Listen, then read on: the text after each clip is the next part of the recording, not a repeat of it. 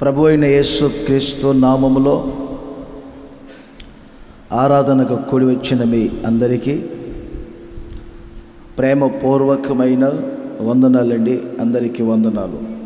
Mark సువార్త 9వ అధ్యాయం మొదటి 2 మాటలు చదువుతారు, చాలా జాగ్రత్తగా మీరు వినాలి. మరియు ఆయన ఇక్కడ నిలిచి ఉన్న వారిలో కొందరు దేవుని రాజ్యము బలముతో వచ్చుట చూచి వరకు మరణము రుచి చూడరని నిశ్చయముగా మీతో చెప్పుచున్నానెను. 6 దినములైన తరువాత యేసు పేతురును, యాకోబును, యోహానును మాత్రము వెంటబెట్టుకొని ఎత్తైన ఒక కొండ మీదకి ఏకాంతముగా వారిని తోడుకొని పోయి వారి ఎదుట రూపాంతరము పొందెను. ఓకే, యేసుక్రీస్తు ఒకసారి పేతురుని, యాకోబును, యోహాను వెంటబెట్టుకొని తాబోరు పర్వతం అని పిలువబడుతున్నటువంటి రూపాంతరపు కొండపైకి తీసుకొని వెళ్ళాడు. అక్కడ యేసుక్రీస్తు ఆయన నిజస్వరూపాన్ని చూపించారు. అంటే ఆయన రూపాంతరం పొందాడు. రూపాంతరం పొందుచున్నప్పుడు ఆయన వస్త్రములు తెల్లనివై తగతగా మెరిసిపోయాయి. ఆయన ముఖము సూర్యుని ముఖము వలె లేక సూర్యుని యొక్క తేజస్సు వలె, ప్రకాశం వలె ప్రకాశించింది.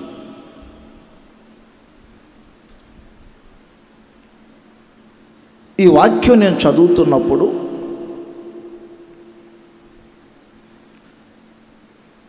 మన జీవిత పయనములో మెట్టుమెట్టుగా మనం భక్తి చేస్తూ ఆత్మీయతలో ఎదుగుతూ ఉన్నాము. దేనికైనా బిగినింగ్ ఉంటుంది, ఎండింగ్ ఉంటుంది. మారు మనస్సుతో మనం ఆత్మీయ జీవితాన్ని ప్రారంభించుకుంటున్నాం. పరిపూర్ణతలో మన జీవిత ముగింపును చేసుకుంటున్నాం. యేసుక్రీస్తు రూపాంతరం పొందటానికి గల కారణం ఏమిటంటే, ఈ లోకానికి నేను ఒక దీన శరీరంతో వచ్చాను. అసలు నేను తండ్రి యొద్ద లేక నిత్యత్వములో ఉండే మహిమ ఇది. ఇలాంటి తేజస్సుతో నేను ఉంటాను, ఇలా మహిమతో నేను ఆవరించబడి ఉంటాను అని వారికి తెలియజేయటానికి, వారు కూడా రూపాంతరపు అనుభవంలోనికి రావటానికి యేసుక్రీస్తు రూపాంతరము చెందినట్లుగా వాక్యం వ్రాయబడింది. నేను ఇజ్రాయేల్ దేశం వెళ్ళినప్పుడు 3 సార్లు ఆ ఎత్తైన తాబోరు కొండ పైకి కూడా వెళ్ళి వచ్చాను. ఏ చోట యేసుక్రీస్తు రూపాంతరం చెందారో ఆ ప్రాంతాలన్నీ నేను చూసి వచ్చాను కాబట్టి స్వయంగా చెప్పగలుగుతున్నాను. ఇక్కడ ఒక మాట మీరు నోట్ చేసుకోవాలి. మొదటి వాక్యములో ఒక అనుభవం ఉంది. దేవుని రాజ్యము బలముగా మీ మీదికి దిగి వచ్చు వరకు మీలో ఏ ఒక్కరూ మరణమును రుచి చూడరు. ఒక అనుభవం ఇది. దేవుని రాజ్యము అంటే భోజనము, పానీయము కాదు, అది పరిశుద్ధాత్మ యందలి ఆనందమునై ఉన్నదని దైవజనుడైన పౌలు బోధించాడు.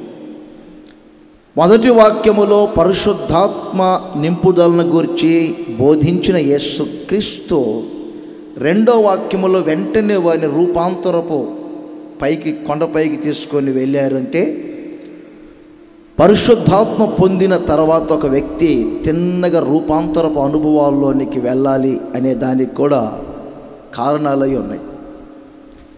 ఈరోజు నేను మీకు చెప్పాలనుకున్న ఒక విషయం ఏంటంటే, రెండో వాక్యములో నేను చెప్పే మాట మాత్రం నోట్ చేయాలి. 6 దినములైన తరువాత. ఎక్కడి నుంచి 6 దినములైన తర్వాత అని వ్రాయబడింది? అంటే ఒక సోమవారం నుండి శనివారం వరకు 6 దినముల గురించి వ్రాయబడిందా? లేకపోతే మన జీవితంలో 6 దినముల యొక్క ఉద్దేశ సంకల్పాలు ఏమైనా ఉన్నాయా అనేది కొంచెం మనం ఆలోచన చేయవలసిన అవసరత ఉంది. ఈరోజు మీరు నోట్ చేసుకోవాలి. 6 దినములైన తర్వాత రూపాంతరము చెందబోతున్నాము. ఇంకొకసారి గట్టిగా అలేలి అని చెప్పండి, మీరు ట్రాక్లోకి వస్తారు. నేను చెప్పే మాట మీరు నోటితో ఒప్పుకోండి. 6 దినములైన తర్వాత రూపాంతరము పొందుదుము. స్త్రీల వరకు అనండి గట్టిగా. మీరు చెప్పండి, పురుషులు కూడా ఒకసారి. అంటే సోమవారం నుండి శనివారం వరకు అయిపోయిన తర్వాత రూపాంతరం అంటారా? వాస్తవానికి మన లెక్కలోనేమో 6 దినములు అంటే సోమవారం నుండి శనివారం వరకు వస్తాయి. యూదుల లెక్కలు అలా కాదు. విశ్రాంతి దినం శనివారం వస్తుంది. వారు సోమవారం నుండి శుక్రవారం వరకు లెక్కలేసుకుంటారు. విశ్రాంతి దినం అంటే శనివారం పాటిస్తారు యూదులు, ఇశ్రాయేలీలు. 6 దినముల యొక్క ఉద్దేశ సంకల్పాలు ఏమిటి? 6 దినములు మన జీవితమును ఎలా గడుపుకోవాలి? ఇంకొక మాట కూడా మీకు అర్థమయ్యేటట్టు చెప్తా. మీరు ఇంటికి వెళ్ళిన తర్వాత ఆదికాండం అంతా చదవండి. అంటే మొదటి అధ్యాయమే. మొదటి దినము దేవుడు సృష్టించినవి వేరుగా ఉన్నాయి. రెండవ దినమున చేసిన సృష్టి వేరు. మూడవ దినమున, 4వ దినమున, 5వ దినమున చేసిన సృష్టి వేరు. దేవుడు మనిషిని సృష్టించింది సరిగ్గా ఎప్పుడో తెలుసండి? 6వ దినమున అని వ్రాయబడింది. 6వ రోజునే దేవుడు మనిషిని చేశాడు. మనిషిని చేసిన తర్వాత, సృష్టించిన తర్వాత ఇక ఆయన ఏ పని చేయలేదు. 7వ దినమున ఆయన విశ్రమించెను. 6 దినములు అంటే మానవుని సంఖ్య. 6 దినములంటే మన జీవితము 6 దినములలో ప్రారంభించబడి 6 దినములలో ముగించబడుతుంది. కొంచెం నేను చెప్పే జాగ్రత్తగా వింటేనే మీకు అర్థమవుతాయి. 6 దినములంటే మరొకసారి చెప్తున్నాను, మన జీవిత ప్రారంభం. చెప్పండి, 6 దినములు మన జీవిత ముగింపు. అందుకని ఈ 6 దినముల యొక్క జీవిత ప్రారంభం, జీవిత ముగింపు, ఆ 6 దినములో లేదా 6 నాళ్ళ జీవితాన్ని మనం ఎలా గడుపుకుంటే 7వ దినమున రూపాంతరం చెందుతాము. వాక్యాన్ని మనం 2 విధాలుగా ఆలోచన చేయవచ్చు. అంటే వ్రాయబడిన వాక్యం భౌతికంగా మనం ధ్యానించవచ్చు. అదే వ్రాయబడిన వాక్యాన్ని మనం ఆత్మీయముగా భుజించవచ్చు. ఆహారము అనగానే లోకంలో ఉన్నవారేమో భౌతికమైన ఆహారాన్ని గురించి ఆలోచన చేస్తారు.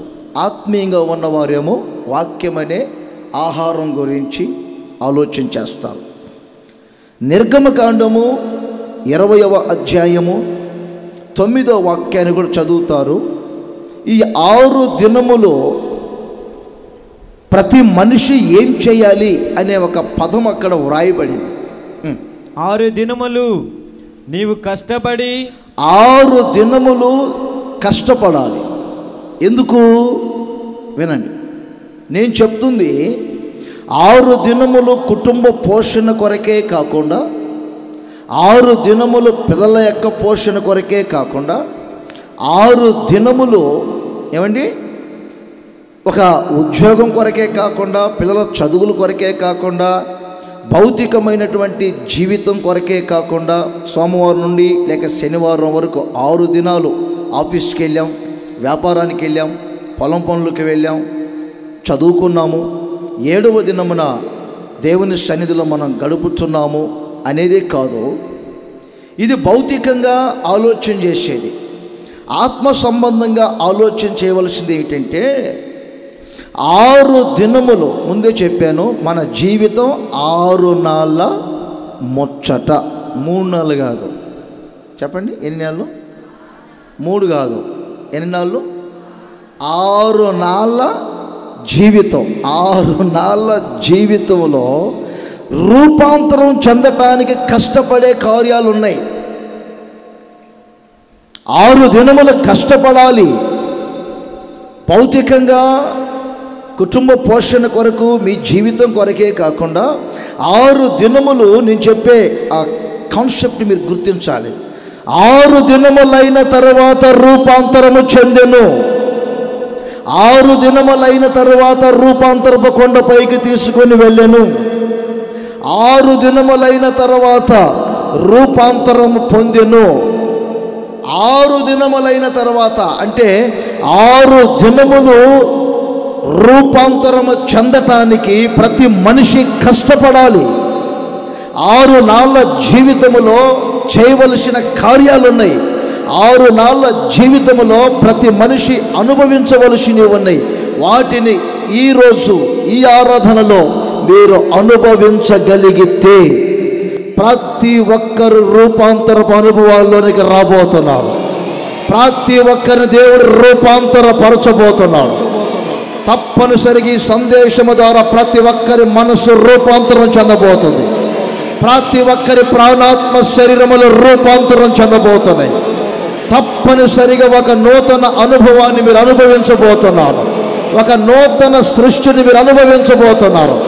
ఒక నూతన జనరేషన్లోనికి మీరు వెళ్ళబోతూ ఉన్నారు. అందుకే దేవుడు ఈ ఆరాధనలో 6 దినముల ఉద్దేశ సంకల్పాలన్నింటినీ మన ముందు బయలుపరుస్తూ ఉన్నాడు. దేవుడు ఈ అంశాన్ని మన ముందు పెట్టాడు.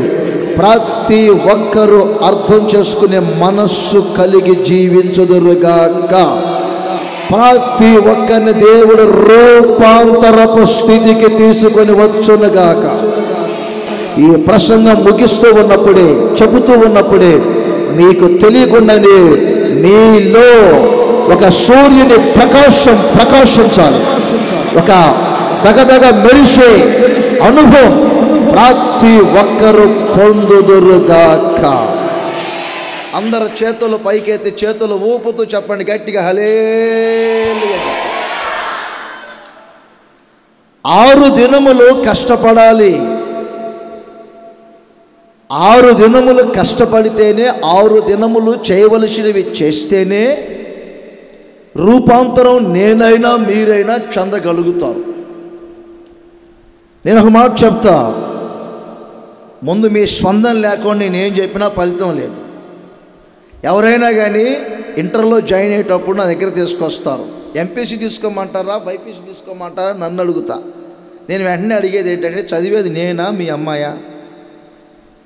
మా అమ్మాయేనండి. ముందు ఆ పిల్లల యొక్క ఇంట్రెస్ట్ ఏమిటో మనం గమనించాలి. అవన్నీ తెలియకుండా బైపీసీ తీసుకున్నాను అనుకోండి, కష్టపడి చదవలేక ఆ తర్వాత పల్టీలు కొట్టి ఇక పాలిటెక్నిక్ జాయిన్ అవుతానులే అంటది. ఇవన్నీ ఎందుకు వచ్చిన గొడవ? అందుకని ముందు నేను అంటాను, నీ లక్ష్యం ఏమిటో చెప్పు. నువ్వు అసలు ఏం చేయాలనుకుంటున్నావు రాబోయే రోజుల్లో? డాక్టర్ అవ్వాలనుకుంటున్నావా? కలెక్టర్ అవ్వాలనుకుంటున్నావా? యాక్టర్ అవ్వాలనుకుంటున్నావా? టీచర్ అవ్వాలనుకుంటున్నావా? చెప్పు ముందు, అసలు నీ లక్ష్యం ఏమిటి? అప్పుడు చెప్తారు వాళ్ళు. దానికి సంబంధంగా నేను జాయిన్ అవ్వమని చెప్తాను, దాని కొరకు నేను ప్రార్థన చేస్తాను. అంతే కదా? అసలు మీకు మీ లక్ష్యం ఏమిటో నేను స్పందించుకోండి, ఏం చెప్పినా ఫలితం లేదు. అసలు రూపాంతరం పొందాలనే ఆశ మీకు ఉందా? అది ఒకటి చెప్పండి నాకు ముందు. ఉంది అని మీరు చేతుల పైకి తల్లి చెప్తేనే ఈసారి నిజమేనా? ఎంత స్పీడ్గా ఉందో ఏంటి అసలు? పురుషులు కూడా చెప్పండి, రూపాంతరం చెందాలి రాబోయే రోజుల్లో అనే మనసు ఉందా మీ అందరికీ?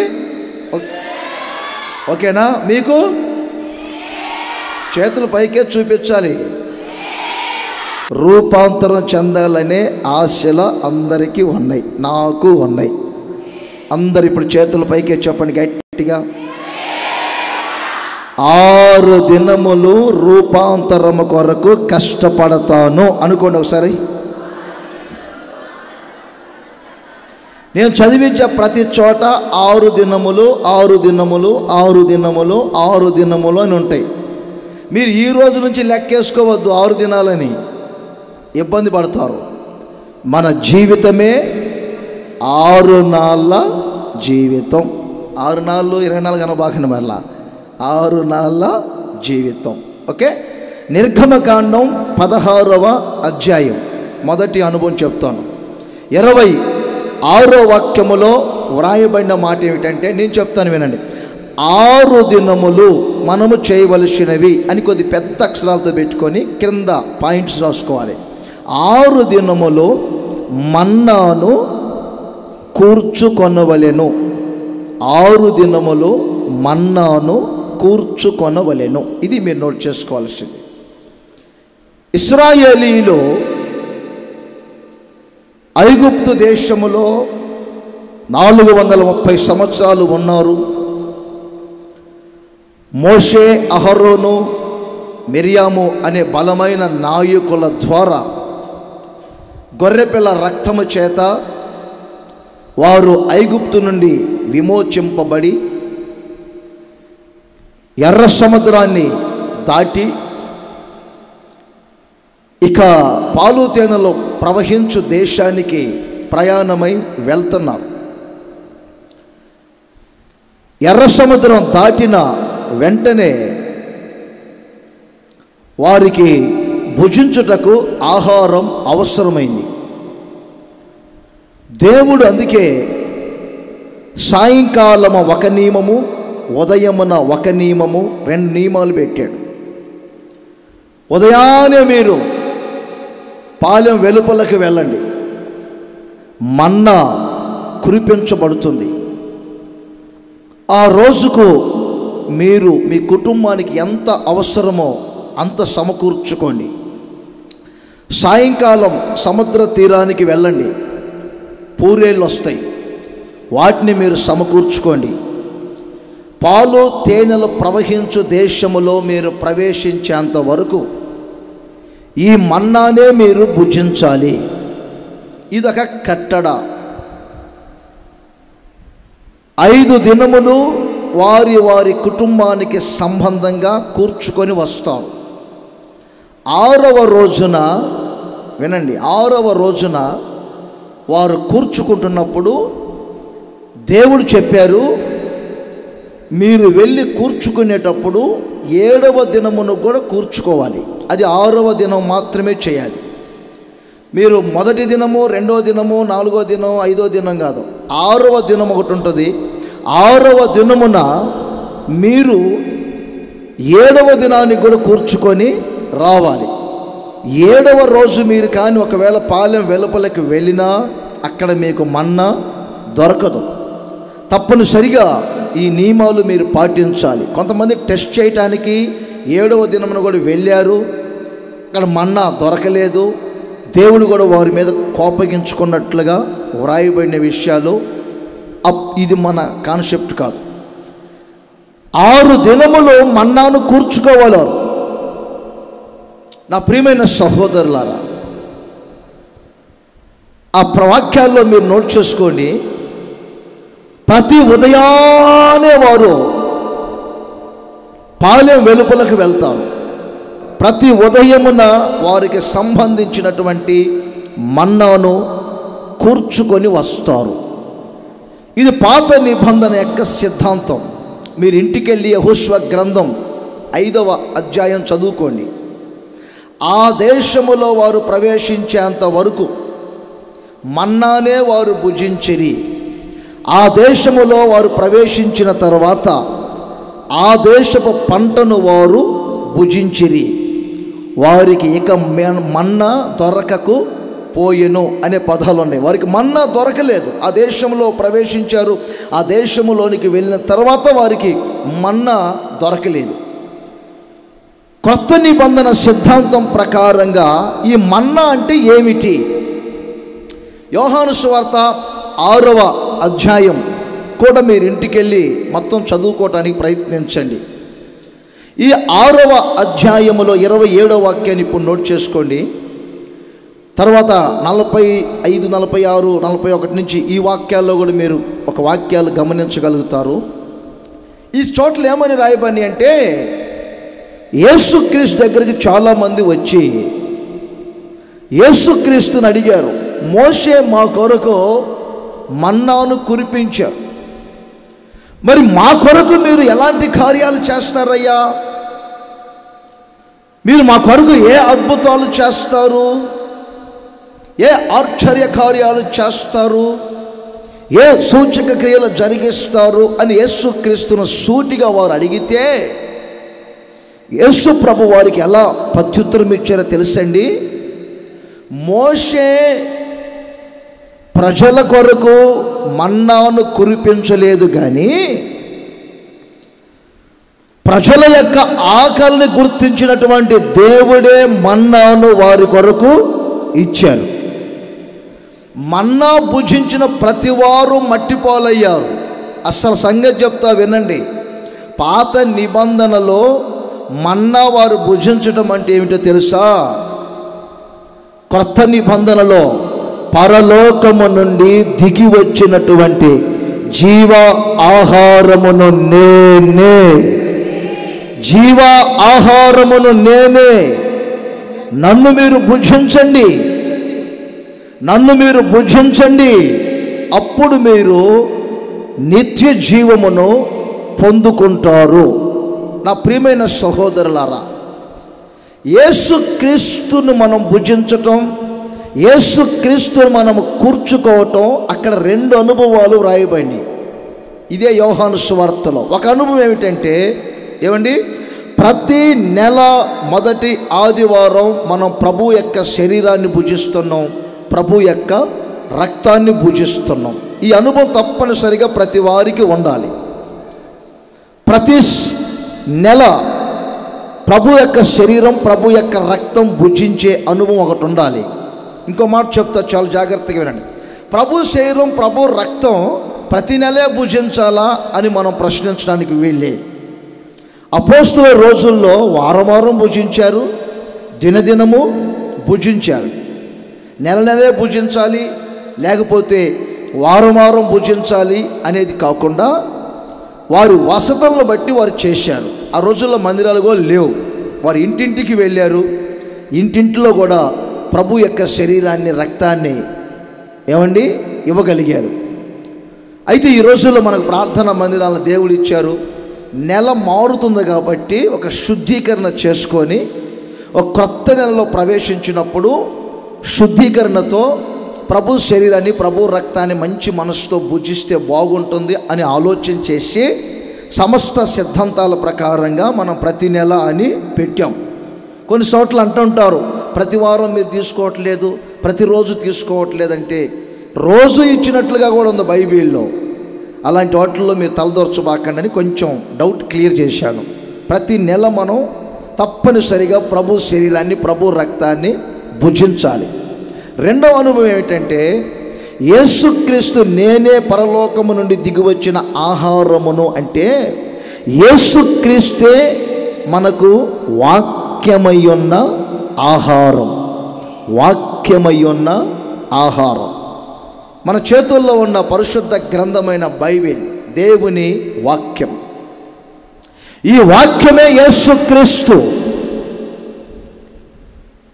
ఈ వాక్యాన్ని మీరు ఎంత కూర్చుకుంటే అంతగా మీరు యేసుక్రీస్తును అనుభవించగలుగుతారు.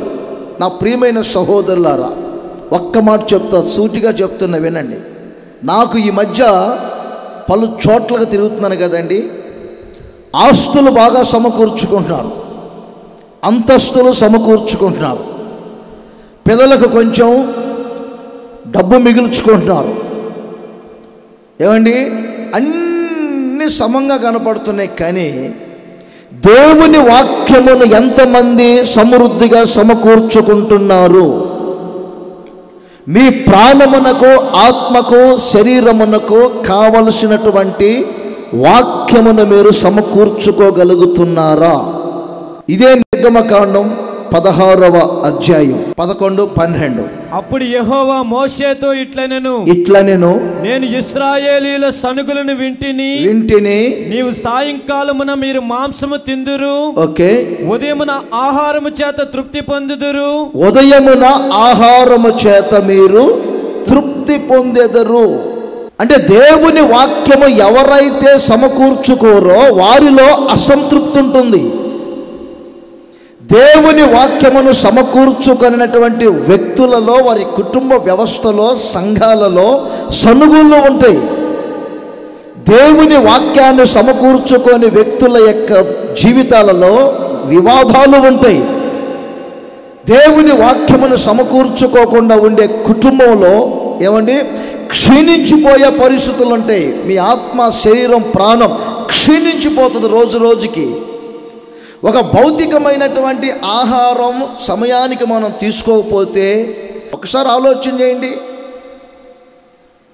కొంచెం భోజనం చేయకపోతే ముఖం చూడగానే ఆ ముఖంలో మార్పులు కనబడతాయి.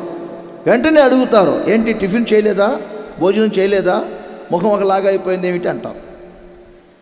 అందుకే కదండి సమయానికి శుభ్రంగా తింటున్నారు, ఆరోగ్యంగా ఉంటున్నారు, పుష్టిగా ఉంటున్నారు, నిండుగా కూర్చుంటున్నారు, మంచివాళ్ళు, ఏం కాదంటలేదు. మరి ఆత్మ సంబంధమైనటువంటి జీవితానికి మన్నాను మీరు ఎంత కూర్చుకుంటున్నారు?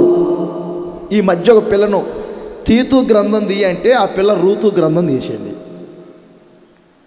తీతు ఏదో రూతు ఏదో తెలియట్లా, అలా అయిపోయింది. ఈ రోజున పరిశుద్ధ గ్రంథం అనే దేవుని వాక్యాన్ని ఆదికాండం నుంచి ప్రకటన గ్రంథం వరకు రోజు మీరు ఈ గ్రంథాన్ని పట్టుకొని దేవుని గ్రంథాన్ని చదవాలి.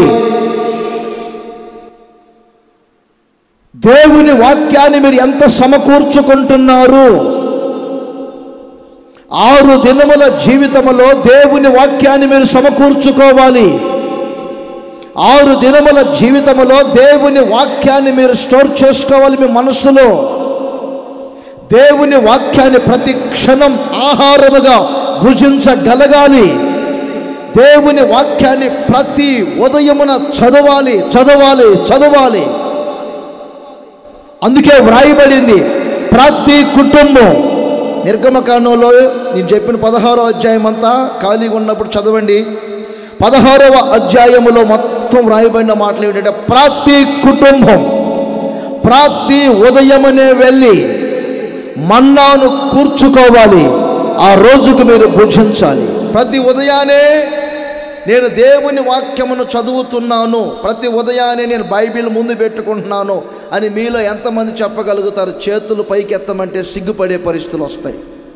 ప్రతి ఉదయాన్నే 8 గంటలకు వెట్ కాఫీ కావాలి. ప్రతి ఉదయాన్నే 7 గంటలకి పేపర్ చదవాలి. ప్రతి ఉదయాన్నే 7 గంటలకు వాట్సాప్లో ఏం మెసేజ్లు వచ్చాయో చూడాలి. ప్రతి ఉదయాన్నే రాత్రి అంతా ఏం జరిగిపోయిందో ఫేస్బుక్లో గమనించాలి.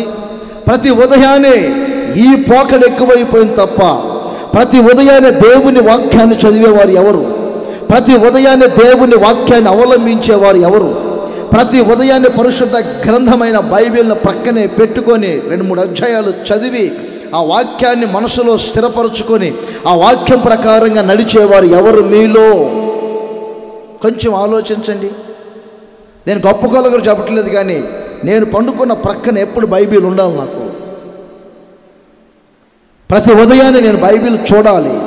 పండుకునేటప్పుడు కూడా నేను బైబిల్ చూసుకోవాలి. ప్రతి క్షణం నేను దేవుని వాక్యాన్ని ధ్యానించుకుంటూనే వెళ్తాను. కారులో వెళ్తున్నా కానీ దేవుని వాక్యం మీదే మనసు ఉంటుంది. చీకటిగా ఉన్నప్పుడు సెల్ ఫోన్లో నేను కానీ వాక్యం చూసుకుంటూ వెళ్తాను. ఎందుకు నేను ఈ మాటలు చెప్తున్నానంటే మనిషి 6 నాళ్ళ జీవితంలో సమకూర్చుకోవాల్సింది ఏమిటి? మన్నాను.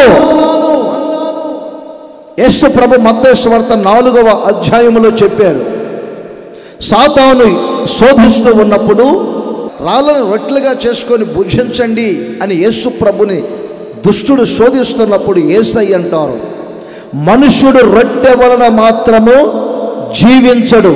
సాతానా, ఏ అపవాది, మనుష్యుడు రొట్టె వలన మాత్రము జీవించడు, దేవుని నోట నుండి వచ్చే ప్రతి మాటను బట్టి జీవించును. ప్రతి మాటను బట్టి జీవించును. ప్రతి మాటను బట్టి జీవించును. అందరు చేతుల పైకే చెప్తారు, ఒకసారి గట్టిగా హల్లెలూయా అని చెప్తారా? కూర్చుకోవాలి. రోజు నుండి 6 నాళ్ళ మీ జీవితంలో దేవుని వాక్యమును సమృద్ధిగా కూర్చుకోవాలి. సమృద్ధిగా కూర్చుకోవాలి. ఆ మన్నా చేత మీరు తృప్తి పొందాలి. ఆ మన్నా చేత మీరు బలపరచబడాలి. ఆ మన్నా చేత మీరు ఉజ్జీవించబడాలి. ఆ మన్నా చేత మీరు పోషించబడాలి. దేవుని వాక్యం మిమ్మల్ని పోషించగలుగుతుంది. దేవుని వాక్యం మిమ్మల్ని బ్రతికించగలుగుతుంది. దేవుని వాక్యం మిమ్మల్ని బలపరచగలుగుతుంది. దేవుని వాక్యం చదివేవాడు పాపము చేయడు. దేవుని వాక్యం చదివేవాడు ఎప్పుడు శోధనలో పడడు. దేవుని వాక్యం చదివేవాడు సాతాన్ని జయించగలుగుతాడు. కారణం యవనస్తులకు రాశాడు యోహాను. యవనస్తులకు రాశాడు యోహాను తన పత్రికలో 2వ అధ్యాయం 14వ వాక్యం యోహాను పత్రికలో అంటాడు, యవనస్తులారా మీరు బలవంతులు, దేవుని వాక్యం మీ యందు నిలిచి ఉన్నది కనుక మీరు దుష్టుణ్ణి జయించి ఉన్నారు. 119వ కీర్తన 9-10 వాక్యాల్లో కూడా వ్రాయబడింది. యవనస్తుల యొక్క జీవితాలు ఎలా పరివర్తన మార్చుకోగలుగుతారు అక్కడ వ్రాయబడింది. దేవుని వాక్యము చేతనే కదా యవనస్తులు తమ నడతను సరిదిద్దుకోగలుగుతారు. ఈ ప్రార్థనా మందిరానికి వచ్చే యవనస్తులారా, దేవుని వాక్యము చేత మీ పరివర్తన మార్చబడుతుంది. దేవుని వాక్యం చేత పాపములో పడకుండా మీరు జాగ్రత్త పడగలుగుతారు. దేవుని వాక్యము చేత మీరు బలపరచగలుగుతారు. అందుకని కావలసినటువంటి మన్నాను సమృద్ధిగా మీరు కూర్చుకోవాలి. ఒక్కసారి చేతుల పైకెత్తి హల్లెలూయా అని చెప్పండి. 6 నాళ్ళు ఏం కూర్చుకోవాలి మీరు చెప్పండి. ఇంకోసారి 6 రోజులు ఏం కూర్చుకోవాలి మీరు? అలా కూర్చుకొని మన్నా భుజించిన తర్వాతనే వారు పాలు తేనెలు ప్రవహించు దేశంలో ప్రవేశించారు. ఇప్పుడు ఆలోచించండి, మన్నాని ఎంత సమకూర్చుకుంటున్నారో. ద్వితీయోపదేశ కాండం 16వ అధ్యాయం 7వ వాక్యం.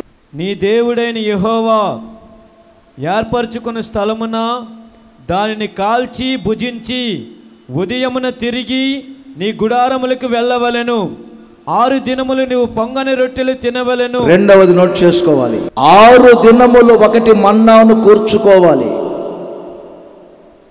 రెండవది 6 నాళ్ళ మీ జీవితంలో 6 రోజుల మన జీవితంలో పొంగని రొట్టెలు భుజించాలి. దానికి కొంచెం బ్రాకెట్లో పెట్టాలి. పులియని రొట్టెలు భుజించాలి. 6 రోజులు పులియని రొట్టెలు పొంగని రొట్టెలు భుజించాలి. పులిసినది ఏదియు తినకూడదు, పొంగినది ఏదియు తినకూడదు అని వ్రాయబడింది. మీరు ఇంటికి వెళ్ళి నిర్గమకాండం 12వ అధ్యాయం చదవండి. పూర్తి డీటెయిల్స్ మీకు అక్కడ కనబడతాయి. కొంచెం మనం ఆత్మీయంగా గమనించాల్సింది ఏమిటంటే, మీ మనస్సులో లిఖించుకోవాల్సింది పులియని రొట్టెలు పులిసిన రొట్టెలు అంటే ఇప్పుడు మనం ఏ రొట్టెలు భుజిస్తున్నాం అనేది కాదు, కానీ పులిసిన తింటున్నామా పులియని తింటున్నామా అనేది కాదు, కానీ పులిసిన జీవితం ఉన్నది, పులియని జీవితం ఉన్నది, పొంగిన జీవితం ఉన్నది, పొంగని జీవితం ఉన్నది. కొంచెం గమనించాలి నేను చెప్పే మాటలు. పొంగిన జీవితం ఉంటుంది, పొంగని జీవితం ఉంటుంది, పులిసిన జీవితం ఉంటుంది, పులియని జీవితం ఉంటుంది. పులిసిన జీవితం మన జీవితంలో ముగించబడాలి. క్రీస్తు యేసులోనికి వచ్చిన తర్వాత ఇక పులిసిన అనుభవాలు ఉండకూడదు, పులియని అనుభవాలు ఉండాలి. దాన్ని 3 విషయాలు మీకు చెప్తా, దాంట్లో నోట్ చేసుకోవాలి. పులిసిన అనుభవం ఏమిటి, పులిసిన స్వభావం ఏమిటి అనేది పూర్తి డీటెయిల్స్ 3 రెఫరెన్స్లు ఇస్తాను, నోట్ చేసుకోవాలి. ఆ జీవితం మనం చేయకూడదు. ఏమిటి ఆ జీవితం? ఒకటి నోట్ చేయండి. మత్తయి సువార్త 16వ అధ్యాయం 6వ వాక్యము నుండి తర్వాత 11వ వాక్యం కూడా నోట్ చేసుకోండి. ఇక్కడ ఏమని వ్రాయబడిందంటే, యేసు ప్రభు చెప్పారు ఒక మాట. చదువుతారు, వినండి. 6వ వాక్యం. అప్పుడు యేసు చూచుకొనుడి, పరిసయ్యులు సద్దుకయ్యులు అనువారి పులిసిన పిండిని గూర్చి జాగ్రత్త పడుడని వారితో చెప్పాను. పరిసయ్యులు సద్దుకయ్యులు పులిసిన పిండి ఏమిటి? పరిసయ్యులు సద్దుకయ్యులు పులిసిన పిండి. పరిసయ్యులు సద్దుకయ్యులు అను వారి పులిసిన పిండి గురించి జాగ్రత్త పడుడి అంటే వారు అనుకుంటారు మనం రొట్టెలు మర్చిపోయాం కాబట్టి, రొట్టెలు తీసుకొని రాలేదు కాబట్టి రొట్టెల గురించి యేసు ప్రభు మాట్లాడుతున్నారా అంటే, యేసయ్య అంటారు నేను చెప్తుంది రొట్టెల గురించి కాదు, పరిసయ్యులు సద్దుకయ్యులు అను వారి బోధన గురించి జాగ్రత్త పడాలి. దీనికి ఇంకొక మాట నోట్ చేసుకోవాలి. ఏమండి?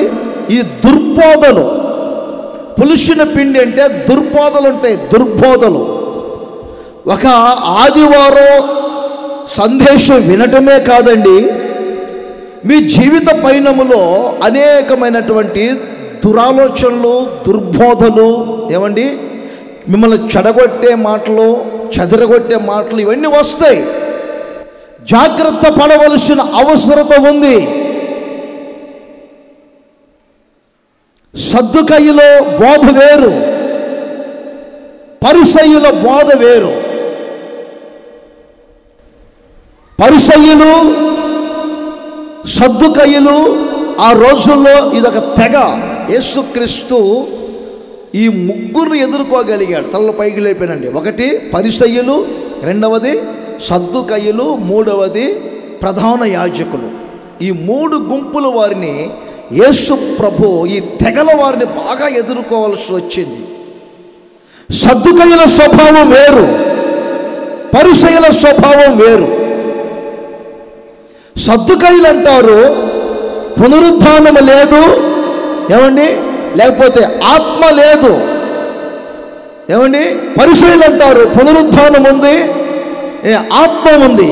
ఒక్కొక్కరు ఒక్కొక్క తెగకు సంబంధంగా నడిపించబడుతూ ఉంటారు. ఆత్మీయతలో నుంచి మనుషుని చెడగొట్టే దుర్బోధలు ఉంటాయి. మీ 6 నాళ్ళ జీవితంలో దుర్బోధలు వినకూడదు. మీ 6 నాళ్ళ జీవితంలో పులుషున పిండి అనే ఆ దుర్బోధలకు చెవులు ఇవ్వకూడదు.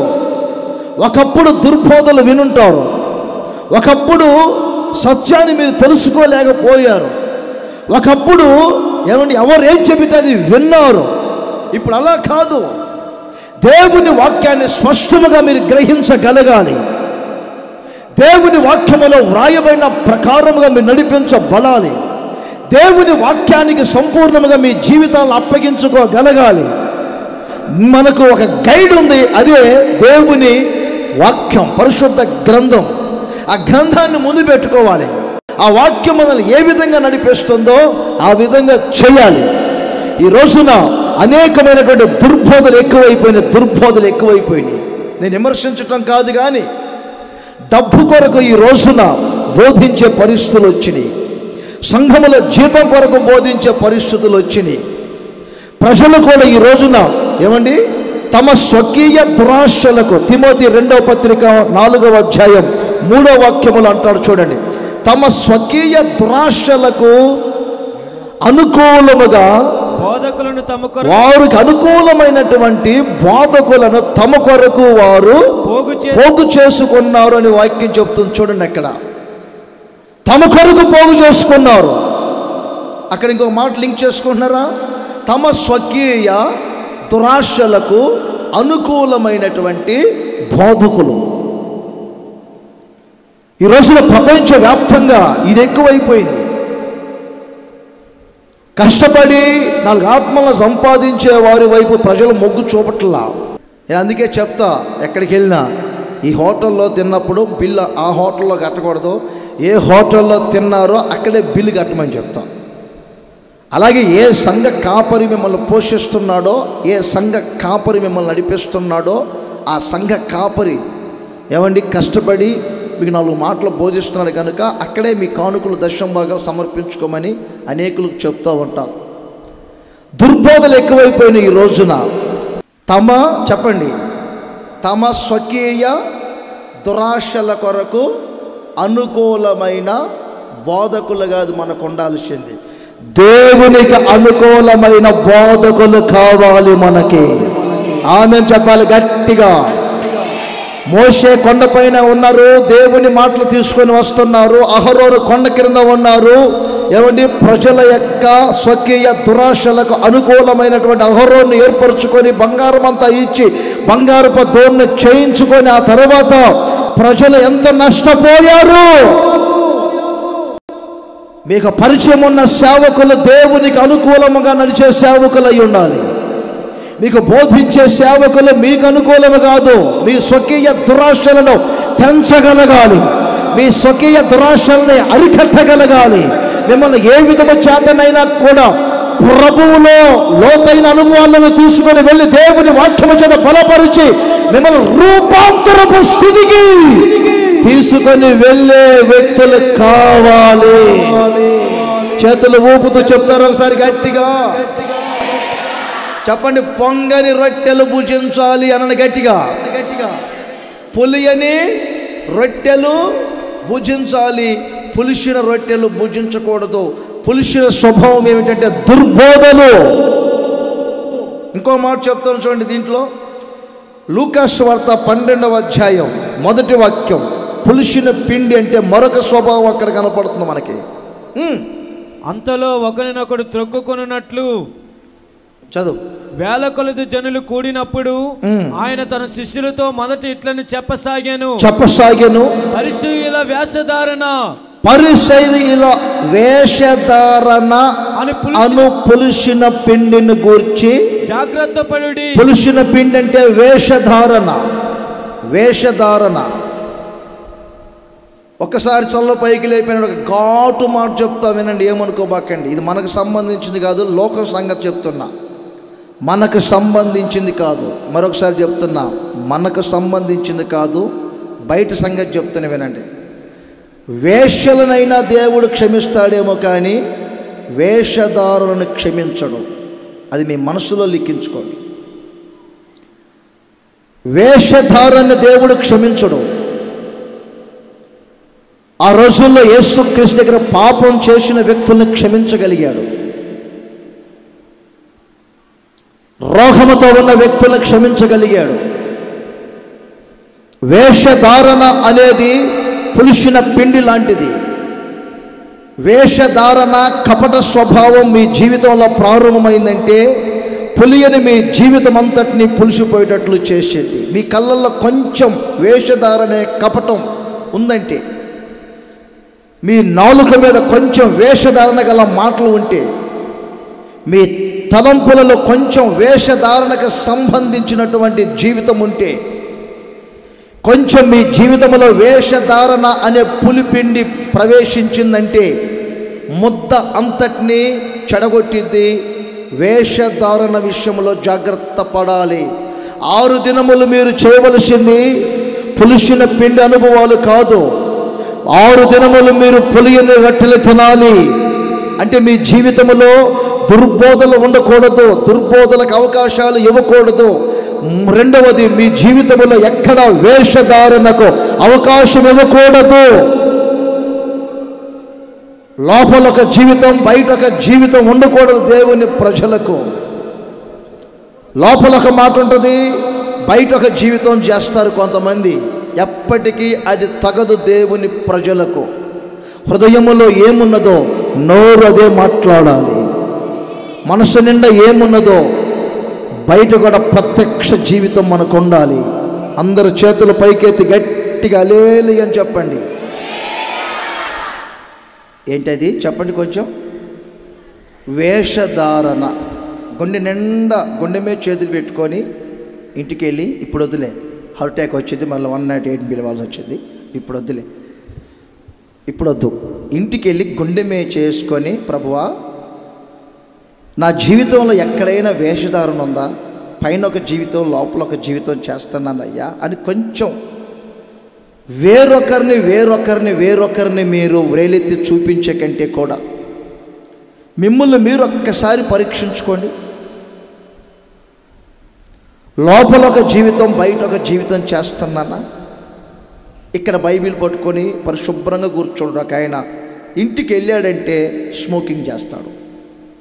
అది వేషధారణ కాదా?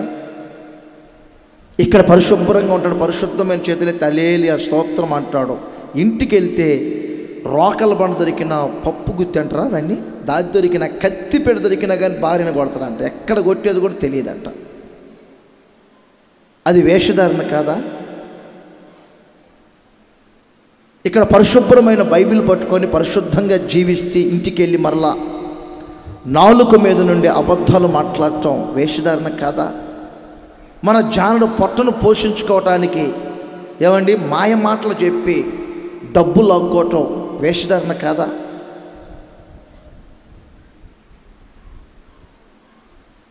వేషధారణ ఎంతకాలం అండి? యాకోబు జీవించాడు వేషధారణతో. ఎంతకాలం జీవించాడు? తండ్రి దగ్గరికి వెళ్ళి వేషం వేశాడు, అన్న దగ్గర మరొక వేషం వేశాడు, మామ దగ్గరికి వెళ్ళి 4 భార్యల దగ్గర 4 వేషాలు వేసి తిరిగాడు. ఒక రోజు వచ్చింది, ఆ రోజు వచ్చినప్పుడు దేవుడు పట్టుకున్నాడు. వేషధారణతో సంపాదించిన ఆస్తులు ఉన్నాయా? వేషధారణతో చేసే భక్తి స్థిరం కాదు. ఆఖరికి యాకోబును దేవుడు పట్టుకున్నాడు, క్షమించమన్నాడు. నా పేరు యాకోబేనయ్యా, మోసగానయ్యా, తెలుసో తెలియక చేశాను, ఇది మొదలుకొని నన్ను ఆశీర్వదించు ప్రభువా అని పశ్చాత్తాపడినప్పుడే దీవెనలు పొందాడు. ఆ తర్వాత దేవుడే చెప్తున్నాడు, యాకోబులో ఏ మాయలు లేవు, యాకోబులో ఏ మంత్రాలు లేవు, యాకోబులో ఎటువంటి శకునము లేదు, యాకోబులో ఎటువంటి దోషాలు నాకు కనబడటం లేదు. పరిశుభ్రపరుచుకున్నాడు.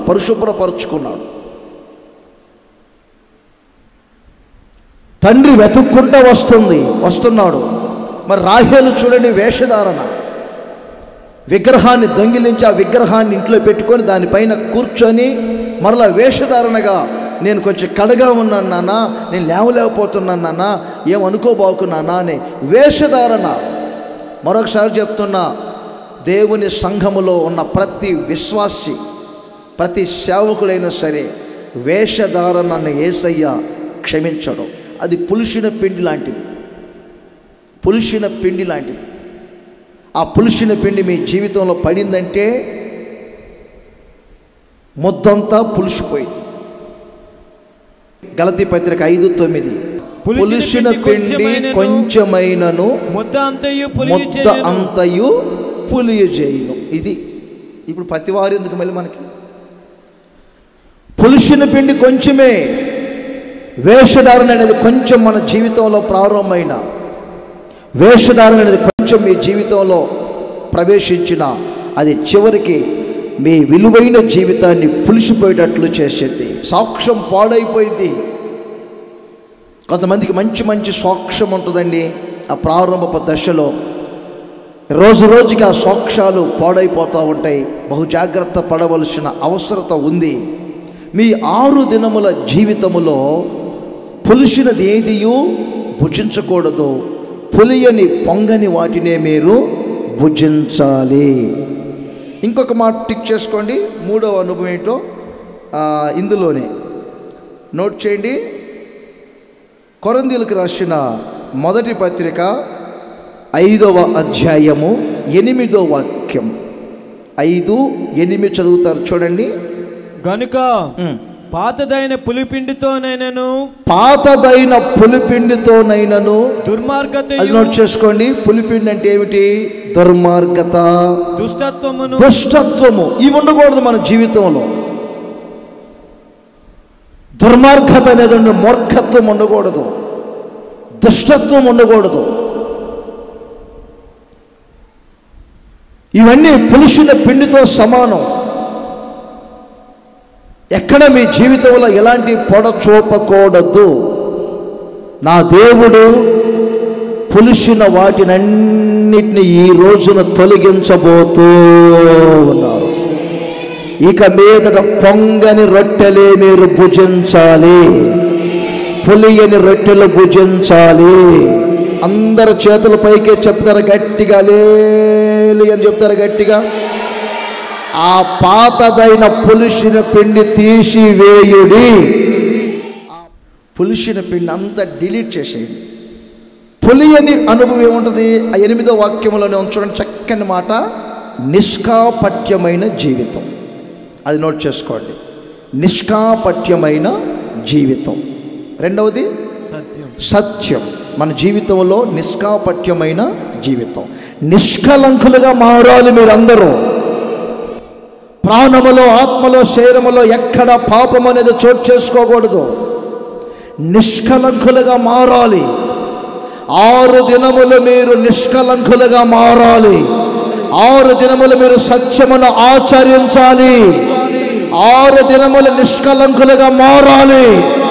దేవుని వాక్యం చెప్తుంది, 60 మంది రాణులు ఉన్నారు, 80 మంది ఉపపత్నులు ఉన్నారు, నా పావురము, నా నిష్కలంకురాలు ఒకటే.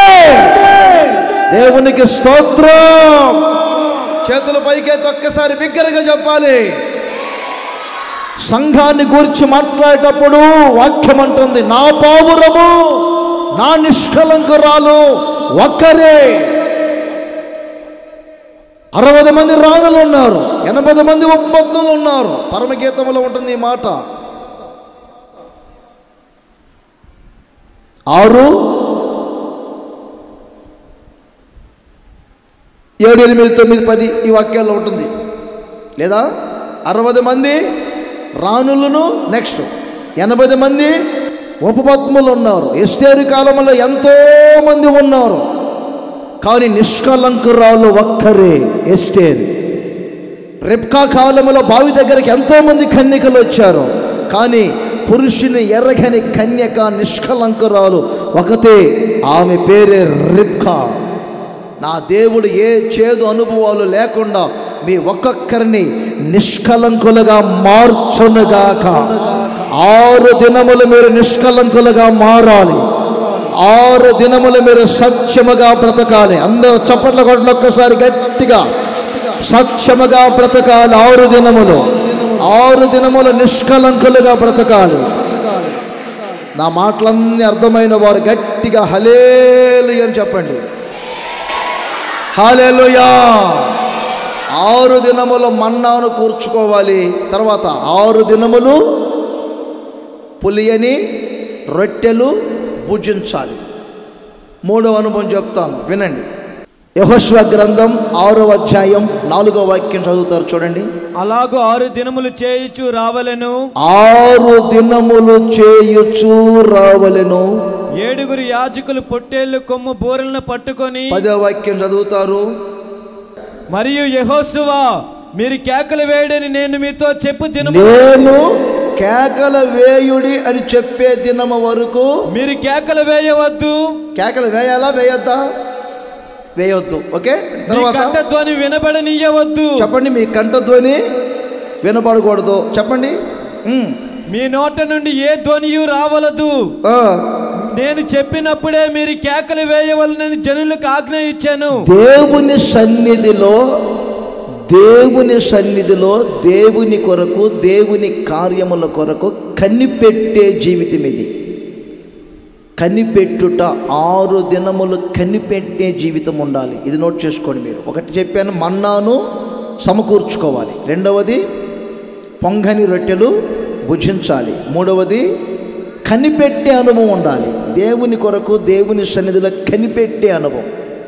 యెహోషువ నాయకత్వములో చెప్తా, తలలో పైకి లేపానండి. యెరికో పట్టణం వరకు వచ్చారు. యెరికో ప్రాకారములో చాలా ఎత్తైనవి, చాలా వెడల్పు గలవి. కొన్ని రథాలు ఒక్కసారిగా పరిగెత్తగలిగినటువంటి వెడల్పుతో ఉంటాయి యెరికో ప్రాకారములు. వినాలి ఒక్క మాట. ఆ పట్టణం చుట్టూ ప్రాకారం. ఆ పట్టణాన్ని ఆ విధంగా వారు భద్రపరుచుకున్నారు. దేవుడు కార్యములు చేయాలంటే ఒక్కొక్కసారి ఒక్కొక్క విధంగా చేస్తారు. కాసేపు సరిగ్గా మన ఇంట్లో పెట్టండి. ఆయన కార్యాలు చేయాలనుకుంటే ఏ విధంగా ఆయన చేస్తారు. ఒక్కొక్కరి జీవితంలో ఒకే కార్యం చేయరు, ఒక్కొక్కరికి ఒక్కొక్క విధంగా చేస్తారు. అందుకే భక్తులు అంటాడు, నీ కార్యములు ఎన్నెన్ని విధములుగా ఉన్నవి అంటాడు. మీకు చేసిన కార్యం మీకు చేయండి, మీకు చేసిన కార్యం నాకు చేయండి. నా జీవితంలో ఒక అద్భుతం చేస్తాడు, మీ జీవితంలో మరొకటి చేస్తాడు. ఎన్నెన్ని విధములుగానైనా చేస్తాడు. ఐగుప్తులో చేసిన అద్భుతాలు వేరు, గొర్రెపిల్ల రక్తము చేత బయటికి వచ్చిన అనుభవం వేరు. అక్కడ ఒక కార్యం చేశాడు. ఎర్ర సముద్రం దగ్గరకు వచ్చిన తర్వాత ఏమండి, నీ చెయ్యిని సముద్రం వైపు చాపి కర్రతో సముద్రాన్ని కొట్టు అన్నాడు. అద్భుతం చేసి ఎర్ర సముద్రాన్ని 6 నెలలుగా చేశాడు. ఆ తర్వాత మన్నా కురిపించబోయేటట్లు ఒక కార్యం చేశాడు. బండలో నుండి నీళ్ళు వచ్చేటట్లు బండతో మాట్లాడమన్నాడు, బండను కొట్టమన్నాడు. ఏమండి, కొన్నిసార్లు యుద్ధానికి వెళ్ళమన్నాడు, కొన్నిసార్లు యుద్ధానికి వెళ్ళొద్దన్నాడు. యోర్దాను నదిని ఏకరాశిగా ఆపేటప్పుడు ఏ అద్భుతం లేదు. యాజకులు నిబంధన మందసాన్ని పెట్టుకొని నేలల్లో అడుగు పెడితే చాలు, యోర్దాను నది ఏకరాశిగా ఆగిపోతుందని చెప్పాడు. ఒక్కొక్క కార్యాన్ని ఒక్కొక్క విధంగా చేస్తాడు. ఎరుకో పట్టణం దగ్గరకు వచ్చేసరికి ఎరుకో పట్టణము చుట్టూ, వినాలి సరిగ్గా, ఎరుకో పట్టణము చుట్టూ 7 రోజులు తిరగమన్నాడు. 7 రోజుల్లో 6 రోజుల్లో ఒక భాగం చేశాడు, 7వ రోజు ఒక భాగం చేశాడు. సరిగ్గా వినాలి మీరు. 6 రోజులు ఏం చేయాలి వీరు? రోజుకు ఒక్కసారి పట్టణం చుట్టూ తిరగాలి, ఒకేసారి తిరిగి రావాలి, పట్టణం చుట్టూ తిరిగి రావాలి. ఎలా తిరగాలి? కత్తులు పట్టుకున్నవారు కత్తులు పట్టుకొని తిరగాలి, కొమ్ములు పట్టుకున్నవారు కొమ్మును పట్టుకొని తిరగాలి, బోర్ర పట్టుకున్నవారు బోర్ర పట్టుకొని తిరగాలి, నడిచేవారు ప్రతి ఒక్కరూ నడవాలి. అయితే యెహోషువ అంటాడు, 6 రోజులు ఎక్కడ కూడా మీ కంఠస్వరము వినబడకూడదు, ఎక్కడ బోర్ల శబ్దము వినబడకూడదు. 7వ రోజున ఎరుకో ప్రాకారములు కూలిపోబోతున్నాయి. 7వ రోజున మనం పట్టణములో ప్రవేశించబోతూ ఉన్నాం. 7వ రోజున పట్టణాన్ని మనం స్వాధీనపరుచుకోబోతున్నాం. 7వ రోజున 7 సార్లు తిరగాలి. వినాలి, ఒక రోజును మళ్ళీ ప్రత్యేకపరిచాడు. ఆ ఒక్క రోజే 7 సార్లు తిరగాలి. ఆ 7 సార్లు తిరిగేటప్పుడు అప్పుడు కేకలు వేయాలి, అప్పుడు బోర్లు మోదాలి, అప్పుడు కొమ్ములు పట్టుకోవాలి, అప్పుడు నేను చెప్పిన వెంటనే కేకలు వేయాలి. 6 రోజులు మాత్రం మీరు ఎవరు కేకలు వేయకూడదు, ఎవరు ఏమండి కంఠస్వరాన్ని వినపడకూడదు. 6 రోజులు మౌనంగా తిరగాలి. ఆమె చెప్పండి గట్టిగా, అలా తిరగండి 6 రోజులు. మీ 6 నాళ్ళ జీవితం దేవుని కొరకు దేవుని సన్నిధిలో కనిపెట్టే అనుభవంలో ఉండాలి, కనిపెట్టే అనుభవంలో ఉండాలి. నేను మాట చెప్తా, వింటారా? ఇంటికి వెళ్ళి గుండె మీద చేసుకొని ఒక పావు గంట ముందు వచ్చి ప్రార్థనా మందిరానికి కుర్చీలో కూర్చోనో లేదా మందిరంలోనికి వచ్చావు, కూర్చున్నవారు కూర్చున్నట్టే ఒక 10 నిమిషాలు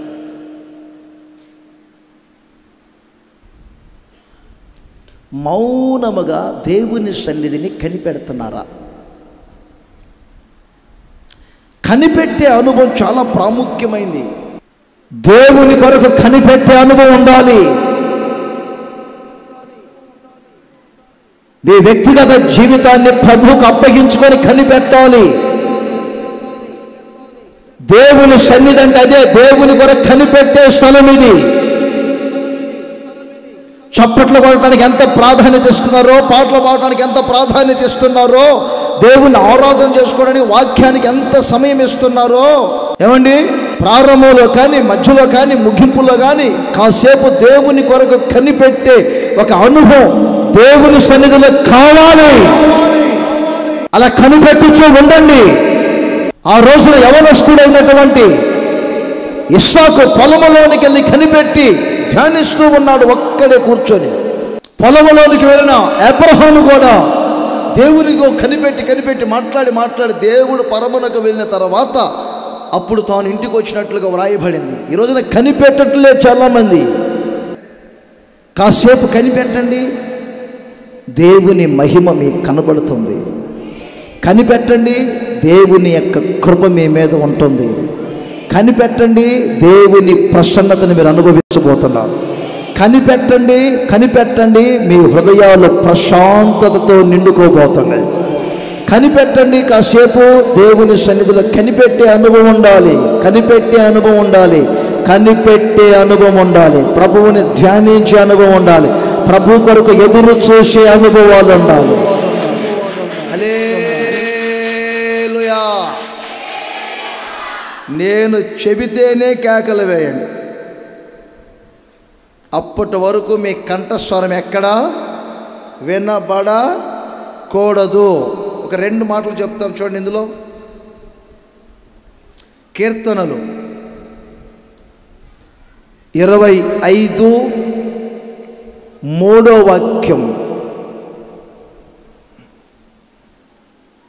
నీ కొరకు కనిపెట్టు వారిలో ఎవడునూ సిగ్గునందడు.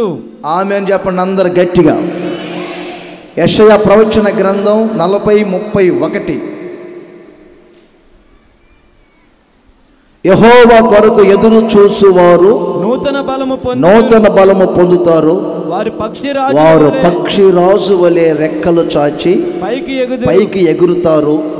అలయక పరిగెత్తుతారు, సొమ్మసిల్లక నడిచిపోతారు. కనిపెట్టుటకు మరొక మాట ఎదురు చూడటం.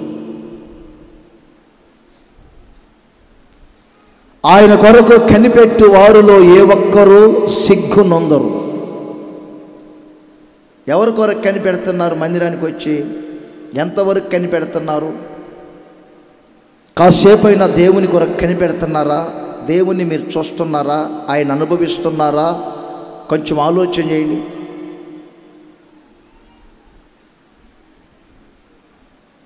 కనిపెట్టండి.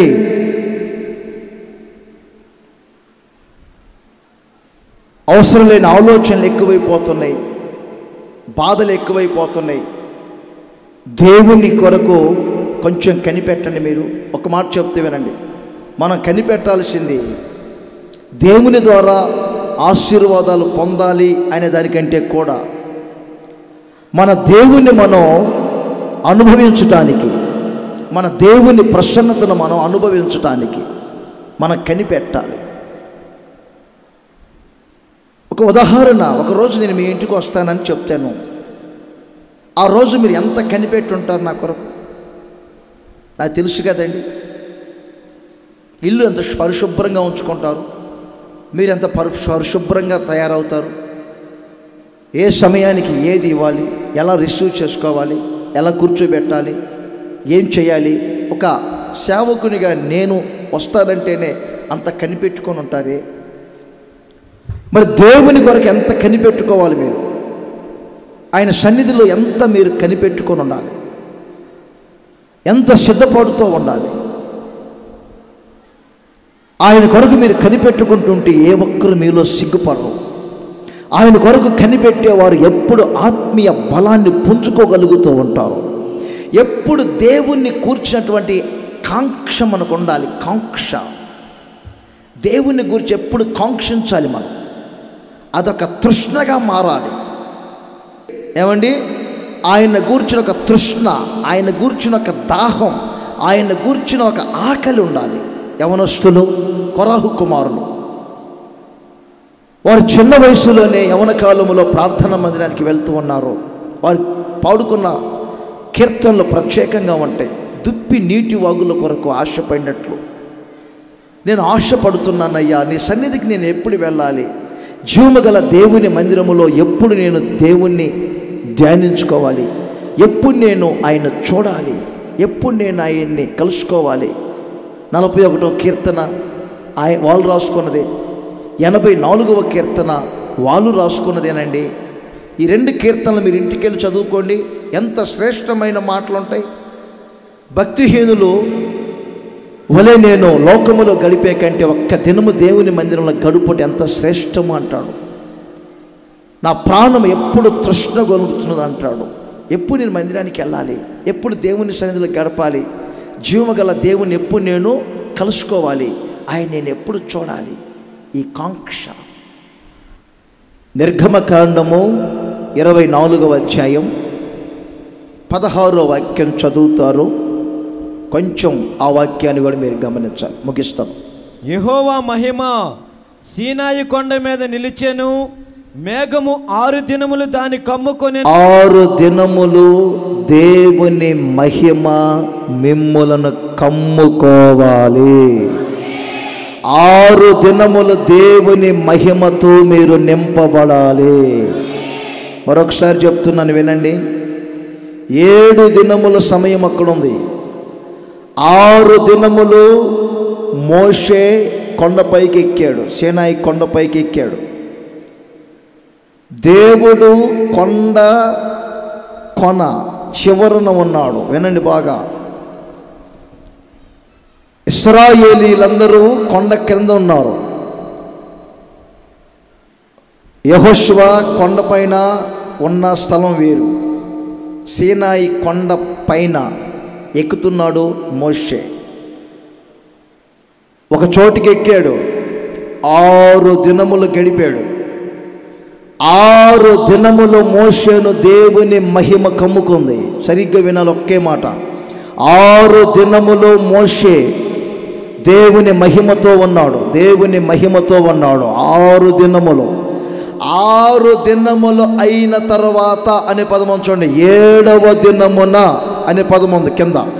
7వ దినమున ఆ కొండ చివరలో నుండి, ఆ మేఘములో నుండి మోషేను దేవుడు కొండపైకి పిలిచెను. కొండపైకి పిలిచెను. 6 దినములైన తరువాత నా దేవుని స్వరాన్ని మీరు వినబోతున్నారు. నా దేవుని స్వరాన్ని మీరు వినబోతున్నారు. ఒక రోజున ఆయన రాకల స్వరాన్ని మీరు వినబోతున్నారు.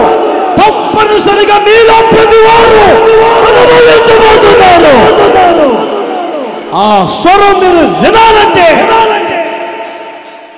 6 దినాలు దేవుని మహిమతో మీరు నింపబడాలి. 6 దినాలు మేఘం మిమ్మల్ని కమ్ముకోవాలి. 6 దినాలు మేఘం మిమ్మల్ని ఆవరించాలి. 6 దినాలు దేవుని మహిమ మిమ్మల్ని తాకుతూ రావాలి. అందరు చేతులు ఊపుతూ చెప్పండి, గట్టిగా హల్లెలూయా చెప్పండి. మేఘము అంటే దేవుని పరిశుద్ధాత్మ. మేఘం అంటే పరిశుద్ధాత్ముడు. నిర్గమకాండం 40వ అధ్యాయం మీరు 34వ వాక్యం చదువుకోండి. ప్రత్యక్ష గుడారం పనులన్నీ ముగించిన తరువాత దేవుని మహిమ ప్రత్యక్ష గుడారమును నిండుకొనినని వ్రాయబడింది. దినవృత్తాంతముల 2వ గ్రంథం 5వ అధ్యాయం 14వ వాక్యం చదవండి. ఆ 14వ వాక్యములో కూడా ఏమండి, సొలొమోను కట్టిన ప్రార్థన మందిరమును మేఘము దేవుని మహిమ కమ్ముకొనినని వ్రాయబడింది. దేవుని మందిరం మనమే. మీరేమక దేవుని ఆలయం. నా దేవుని మహిమ ఒక్కొక్కరిని కమ్ముకొనును గాక. నా దేవుని మహిమ ఒక్కొక్కరిని ఆవరించును గాక. దేవుని మహిమతో మీరు ఆవరించబడాలి. ఇప్పుడే దేవుని మహిమ ఆవరించును గాక, ఆవరించును గాక. అదిగో పొందుకోండి, పొందుకోండి దేవుని మహిమను పొందుకోండి. ఒక్కొక్కరు పొందుకోండి. చప్పట్లు కొట్టి దేవుని మహిమ పొందుకోండి. ప్రతి ఒక్కరు దేవుని మహిమతో ఆవరించబడండి. ప్రతి ఒక్కరు దేవుని సన్నిధిలో దేవుని మహిమ మిమ్మల్ని ఆవరించాలి. అందరు చేతులు ఊపుతూ చెప్తారా గట్టిగా? దేవుని మందిరానికి వెళ్ళేది నెంబర్ సీట్ల కొరకు కాదు, చనిపోతే సమాధుల దొడ్లో ఉన్నాయా లేదని చూడటానికి కాదు, స్కూల్లో చేర్పిస్తారని కాదు. దేవుని మందిరానికి వచ్చినందుకు తెలుసా? 6 నాళ్ళ మీ జీవితం దేవుని మహిమ కమ్ముకోవాలి. లూకాసు వార్త 13వ అధ్యాయం 14వ వాక్యాన్ని నోట్ చేసుకోండి. యేసు విశ్రాంతి దినమున స్వస్థపరిచినందున ఆ సమాజ మందిరపు అధికారి పనిచేయు 6 దినములు ఉన్నవి, ఆ దినములలో మీరు స్వస్థత పొందుడి. సందర్భం ఏమైనా ఈ సందర్భాన్ని బట్టి చెప్తున్నాను. 6 రోజులు సంపూర్ణమైన స్వస్థత పొందాలి. ఆమేన్ చెప్పుకోండి గట్టిగా. 6 నాళ్ళ జీవితం ఏం పొందాలి? స్వస్థత. స్వస్థత అంటే శరీర సంబంధమైన స్వస్థతే కాదండి. కొంతమందికి శరీరంలో కొన్ని గజ్జి రోగాలు ఉంటాయి, కొంతమందికి ప్రాణంలో కొన్ని గజ్జి రోగాలు ఉంటాయి, కొంతమందికి ఆత్మకు బట్టిన రోగాలు. చెప్పండి, ప్రాణము, ఆత్మ, శరీరంలో రోగాలు ఉంటాయి. చెప్పుకోలేని రోగాలు ఉంటాయి, సిగ్గులేని రోగాలు ఉంటాయి కొన్ని.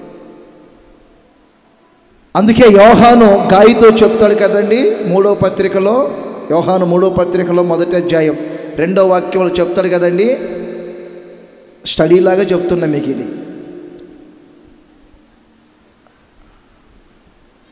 నీ ఆత్మ వర్ధిల్లుచున్నట్లుగా నీవు అన్ని విషయములలో వర్ధిల్లుచు సౌఖ్యం. సౌఖ్యం అంటే ఆరోగ్యం. కొన్నిసార్లు చెట్టంతా బాగానే ఉంటుంది కానీ వేరుకు పట్టిద్ది. ఆ వేరుకు పట్టిద్ది, కుళ్ళిపోతాయి వేర్లు. ఆ వేర్లు కుళ్ళిపోతే వేళ్ళు ఇక అంతే, చెట్టు మొత్తం కుళ్ళిపోయింది. ఆత్మ ఒకసారి జబ్బుతో ఉంటుంది, ఆత్మ వీక్గా ఉంది కొంచెం. ఆత్మ చూడండి, శరీరం బాగానే పుష్టిగా ఉంది. కొంతమంది బస్తాలు బస్తాలుగా ఉంటారు నిండుగా, కానీ ఆత్మ మాత్రం డల్ అయిపోయింది. కొంతమంది బక్కగా ఉంటారు, ఆరోగ్యంగా, శరీరము బక్కగానే ఉంటుంది, సన్నగా ఉంటుంది, కానీ ఆత్మ పుష్టిగా ఉంటుంది. మిమ్మల్ని ఏ కేటగిరీకి కట్టుకోవాలో నాకు అర్థం కావట్లేదు. ఆత్మకు పట్టిన జబ్బులు ఉంటాయి అమ్మాయి, శరీరానికి పట్టిన జబ్బులు ఉంటాయి, ప్రాణానికి పట్టిన జబ్బులు ఉంటాయి. మీకు కూడా ఏ జబ్బులు ఉన్నాయో చూసుకొని 6 నాళ్ళ జీవితంలోనే జబ్బులన్నీ పోగొట్టుకోండి. చెప్పండి, పక్కన వాళ్ళు దట్టి చెప్పండి. 6 నాళ్ళ జీవితంలో, అమ్మో నేను చెప్తుంది అర్థమైంది, రోగాల సంగతే, సిగ్గులేని రోగాలు కొన్ని ఉంటాయని చెప్పాడు. అవి కాదు నేను చెప్తుంది. లోపాలు ఉంటే చూడండి, 6 నాళ్ళలో ఏ లోపాలు ఉన్నాయో సరిదిద్దుకోండి. 6 నాళ్ళలోనే, 6 రోజుల్లోనే మీరు సంపూర్ణమైన స్వస్థత పొందుదురుగాక. 6 రోజుల్లో మీరు సంపూర్ణమైన స్వస్థత పొందుదురుగాక. 6 రోజుల్లో మీరు సౌఖ్యముగా ఉందురుగాక. ప్రాణములో ఎక్కడ అనారోగ్యాలు ఉండకూడదు, ఆత్మలో ఎక్కడ రోగాలు ఉండకూడదు, శరీరములో ఎక్కడ రోగాలు ఉండకూడదు. 6 రోజులు సంపూర్ణమైన ఆరోగ్యవంతులుగా మార్చబడుదురుగాక. హల్లెలూయా చెప్పండి గట్టిగా. సబ్జెక్ట్ పేరు చెప్పండి ఈరోజు, 6 దినముల అనుభవం. చెప్పండి, 6 దినముల తర్వాత రూపాంతరం అనండి గట్టిగాను. ఇప్పుడు ఎన్ని పాయింట్లు చెప్పాను చెప్పండి?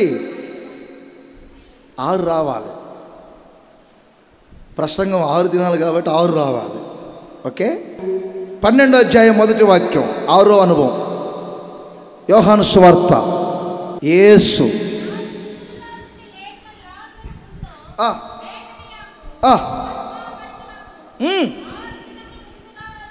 యేసయ్య 6 దినములు గడిపాడండి.